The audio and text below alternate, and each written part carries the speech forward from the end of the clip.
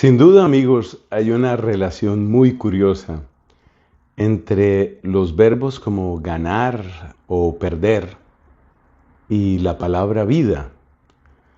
Por ejemplo, cuando una persona tiene un trabajo, se puede oír la frase, bueno, él se gana la vida, qué sé yo, escribiendo código para páginas web, o se gana la vida transportando mercancía. Eso es ganarse la vida. También podemos escuchar expresiones que se refieren a perder. Por ejemplo, una persona está perdiendo su vida cuando está perdiendo el tiempo. Así, por ejemplo, cuando vemos que una persona está metida en el mundo del vicio, una persona que está gastando tristísimamente los mejores años de su vida, drogándose, perdiendo tiempo, con malas amistades, pues tenemos la sensación, y tal vez lo digamos abiertamente, decimos, está desperdiciando su vida, está perdiendo sus mejores años. Ganar la vida, perder la vida. Yo creo que esas expresiones están indicando algo muy profundo. Están indicando que la vida es más que sobrevivir. Mira ese pensamiento. Vivir es más que sobrevivir. No es simplemente mantenerse, qué sé yo, respirando y alimentándose y resguardándose de los elementos. La vida tiene que ser algo más que eso. La vida tiene que traer algo distinto, algo mejor, que no sea simplemente sobrevivir. Vivir es más que sobrevivir. Y por eso pues entendemos que tiene que haber un propósito, tiene que haber una meta, tiene que haber un para qué de la vida. Y ese para qué a veces es fácil de encontrar y a veces es muy difícil de encontrar. ¿Cuál es el verdadero propósito, el verdadero para qué de la vida? Si una persona, por ejemplo, se esforzó muchísimo y se restringió y llegó al punto incluso de privarse de cosas auténticamente necesarias para amasar una gran fortuna y después muere, entonces cabe la pregunta que dijo Cristo en una parábola que está en el Evangelio de Lucas. Aquel hombre rico, ¿recuerdas un hombre rico que tuvo una gran cosecha? Ni siquiera tenía graneros suficientemente grandes para amontonar su cosecha y finalmente pues hizo propósito de tumbar los graneros y hacer otros más grandes. Y él soñaba con tener una vida pues de mucha comodidad, de mucho lujo, de mucha abundancia. Pero Dios le dijo, necio, esta misma noche te pedirán la vida, lo que has acumulado, ¿para quién será? Y entonces creo que todos conocemos algún caso de una persona a la que le ha sucedido algo parecido. Y entonces la pregunta que nos hacemos es la gran pregunta por el para qué. ¿Para qué esa persona se sacrificó tanto? ¿Para qué llevó esa vida tan austera, esa vida con tantas restricciones, con tantas privaciones?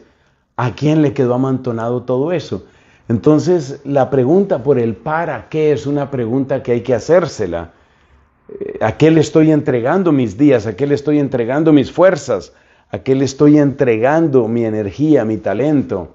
¿Se lo estoy entregando a la marihuana? ¿Se lo estoy entregando al placer? ¿Se lo estoy entregando a una empresa? ¿A quién o por qué le estoy entregando? Y por eso hay veces que se siente que una persona está desperdiciando su vida. Hay gente que vive como esclava del trabajo y en esa esclavitud, en esa dependencia permanente del trabajo, pues finalmente nos produce una sensación como de extrañeza en el sentido de que,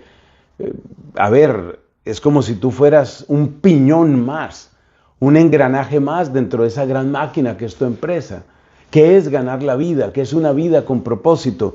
Pues mira, este tiempo de Cuaresma que acabamos de empezar es precisamente para eso. Este tiempo de Cuaresma es exactamente para que nos hagamos esa clase de preguntas.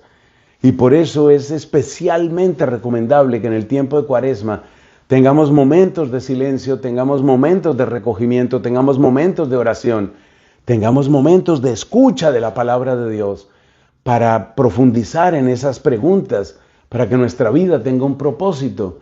Y el Evangelio de hoy yo creo que es una saludable bofetada que nos pone a pensar precisamente en eso, ¿no?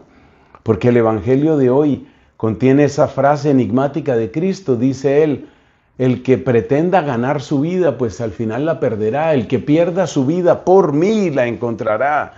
Entonces la vida buena, la vida que vale la pena vivir, es la vida que uno entrega, la vida que uno da por Cristo. Y esto nos lleva muy rápidamente a dos preguntas. ¿Por qué la persona que cree que está ganando la vida, en realidad la está perdiendo? Pues Cristo se refiere al lenguaje usual que solemos tener, llamémoslo así, en el mundo, el lenguaje mundano. Y en el lenguaje mundano, ser un triunfador, ser exitoso, ser de los ganadores, muchas veces significa acumular cosas que se van a ir, cosas que, como decíamos en otra predicación, no pasan el umbral de la muerte. Y si tú acumulas cosas que no pasan el umbral de la muerte, sabiendo que tú sí lo vas a cruzar, porque digan lo que digan las teorías filosóficas, pues ciertamente tú sí vas a atravesar el umbral de la muerte. Y hay un juicio, y eso es real, y hay una eternidad, y la eternidad te espera.